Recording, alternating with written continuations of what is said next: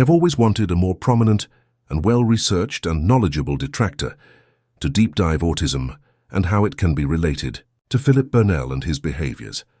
I want to create a space for open discourse. I do not intend nor wish for this video to open up mockery of people with autism. When psychiatrists assess for autism, 50% of the weight of the assessment tool is given to communication. Communication is bigger than just speech. However, the area of speech and how it is used is a strong indicator to a diagnosis of autism. These can include neologisms, which are made-up words in their entirety, or making a new word from two different words or simply a mispronounced word. Here are some examples. There's no purpose of me ever doing this anymore. Oh my god, so the herbs are just literally instant harvesting. You don't have to wait at all. I also never received favoritistic treatment because of that. Ends up being good, but the thing is, people were completely godsmacked by this. They were like, what? Everything for Jasper Kitty. It's doing 3 processes. I wonder if it's on both. You're a fucking idiot. Get fucked. Some further examples of communication issues in autism can result in peculiar sayings. But 400 of them were content ID flagged. Okay, that's what? A trickle in the pond. That's not even like 1%. I don't know, you do the math, maybe it is 1%, but... Another important diagnostic criteria is assessing accent. An abnormal to the geographical location of the person's accent or unidentifiable accent can also be a sign of autism. Who's Poppin says, why doesn't PWAP have Phil's banal accent? Why don't you, PWAP? If you live from that area, do you say involved and both, PWAP? No, he is a completely unique accent. I don't know anybody from the Seattle area that talks like that, the Connecticut area. That is a desocialized accent. So could you just to humor me, could you please say the word B-O-T-H? Both? Yeah, see? I think that's very normal. There's no W in both. Herb is the one that gets me. Oh, yeah. Herb? H-E-R-B. Yes, go ahead. Herb. There is an H. Yeah. What does Phil say for coffee? Because he should say it like that if he's really from this area. But I think he says that very normal. Coffee. Yeah. No, coffee. Oh, yeah. No. Okay, say the sport you play on courses that you have to hit a ball into a hole. 18 holes of them. Say that sport. Golf. See? What's going on? He's on one with that. I don't know where he came up with that one. He says golf. So that's weird.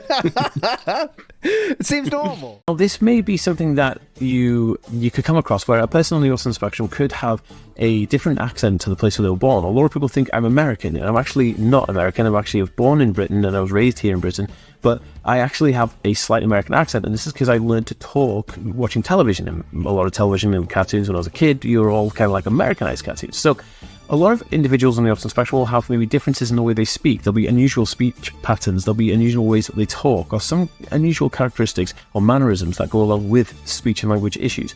It's very fascinating, and there's a whole realm of stuff to go with speech and language pathology, specifically for autism. So when I say the word echolalia, what do you think of?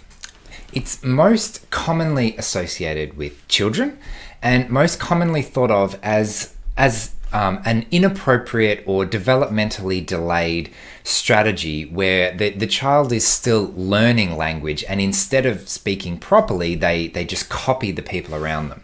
So if I were to tell you that I use echolalia on a daily basis as an autistic adult in a socially appropriate way that helps me to function, helps me to connect with other people, I'd probably have some explaining to do. So in this video, I'm going to show how it's actually a really valuable skill, and interestingly, one that's actively taught to mental health professionals as a best practice strategy. Whereas what I've realized, the way I see it now, is that there are actually some really helpful things that we can learn from that developmental stage that can be taken into adulthood and taken into a mature version of communication.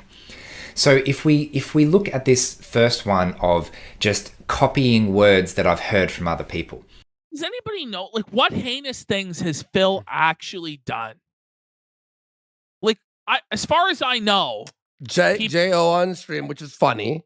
Is that really heinous, though?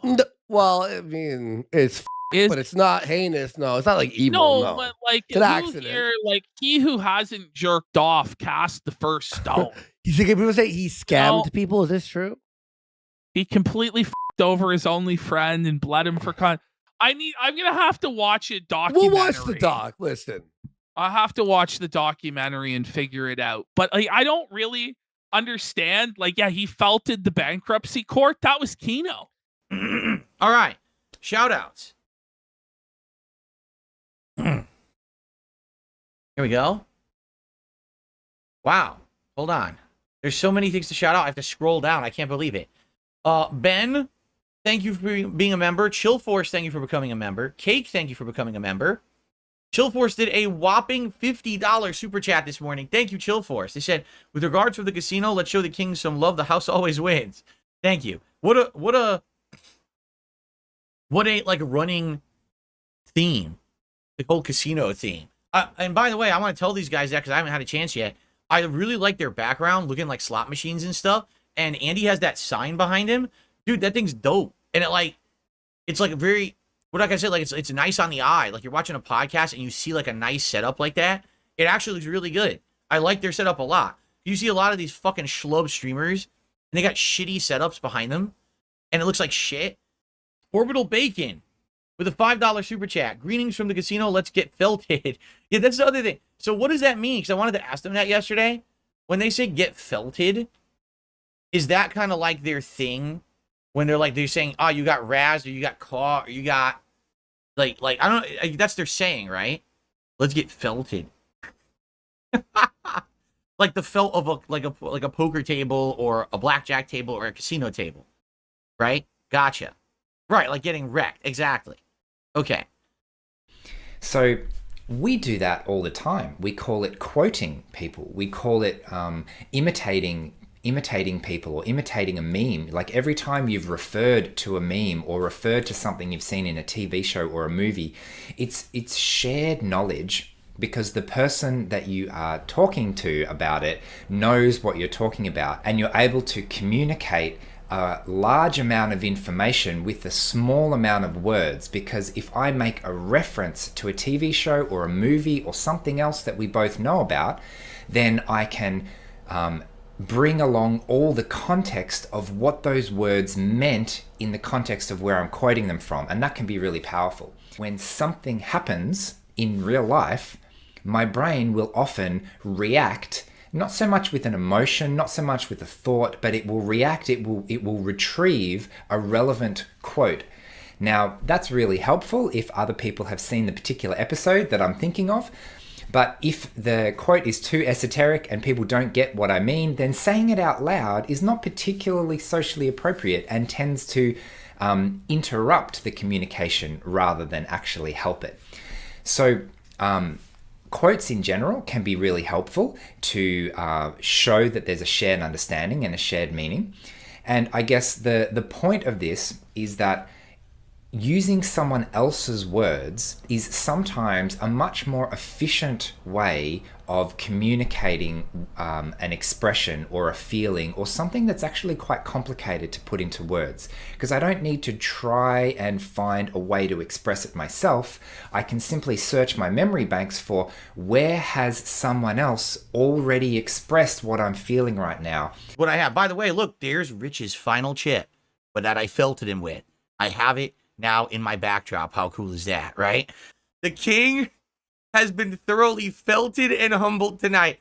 Massive support, great times had. Detractors felted. The hate army crying, seething, shitting their fucking pants. Shout outs, we got a ton to go. So Bernie, I've done the super chats earlier. The first one I didn't read out was a $20 super chat, and he said, maybe now Dickers will understand the house always wins. Very Kino, get felted Dickers. Someone's about to get felted, my friends. I don't want to have to take this away. I have a final chip with this guy. I mean, he might be completely felted if we do that. I might actually like lose his final chip.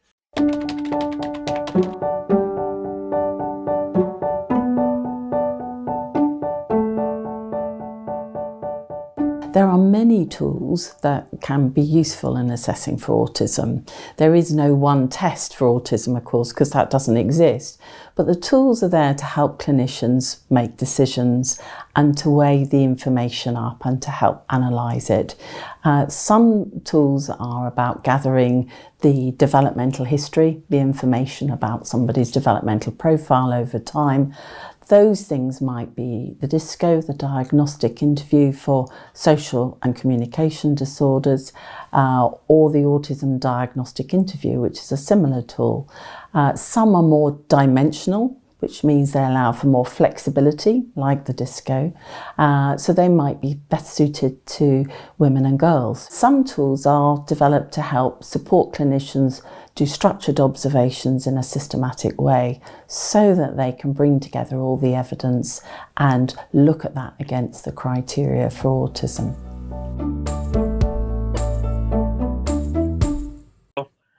So the DSP situation, look, man, like honest to God, on everything I love, I really left this guy alone because I realized he's a little bit on the spectrum, and I can't do it, man. Like, I would have beat the shit out of him.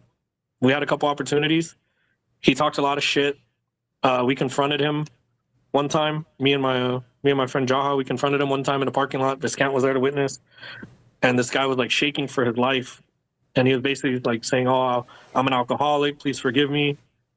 And you know, I honestly noticed at that moment he was a little bit special on the spectrum, and I kind of just dropped it after that because I'm not gonna fucking go there, dude. Like, I'm not that type of person, man. And I have a real soft spot for special needs. I have a real soft spot for people that have social disorders and disabilities and stuff like that. And I do my best. I've defended a lot of them in my life, and maybe 50% of the fights I've been in have been defending special people, you know. And I don't say that in a mean way or derogatory way, but there's no reason to make these people's lives worse, even if they're pieces of shit, which I want to say Phil is shown time and time again that he's truly not a good person, but he's special. He's special in that way, and I left him alone. I can't lay a finger on that kind of person, man. It's not in my heart. It's not in my blood to do something like that. That's just not cool. But is he a good person? I can say no. Mm-hmm. Does he deserve a lot of the stuff that's been said about him? I can't say no, but I can't say yes either. So I choose as a person to just ignore him. I choose just to let him be, and he can lay in his own bed that he's made, and you know, hopefully he does okay. But it's really none of my business at this point. He no longer says anything bad about me. He no longer instigates or talks shit, and that's enough for me. Mm-hmm. Listen, the next question I'm going to ask you may be considered like private medical information, and if you don't want to answer this, then I understand. But it depends. Let's see what it is. But let me explain this to you. Okay. I have a son who is autistic, severely autistic, nonverbal. In fact, he doesn't speak. But I've been around a lot of autistic people because of raising my son. He's 12 now, and one of the big criticisms about you is you're constantly asking for support, constantly asking for money. And I don't know, I've been observing some of this. So I wanted to ask you, have you ever been diagnosed with being on the spectrum or having Asperger's? When I was growing up, that stuff, no one ever talked about any of that stuff at all. I doubt that a single doctor would have ever even like done a test or measured anything like that when I was growing up, unless you were like showing overt signs outward of stuff like that. No one ever talked about that stuff. You know what I mean? So no, I've never had a test. I don't know. You know, who knows? Maybe there is and maybe there isn't. I wouldn't know. You've talked about a lost generation of children with autism who are now adults, right? Who didn't get the diagnosis. They weren't identified as having autism when they were young, and so therefore missed out on a lot of the support that they would otherwise have had. Yeah.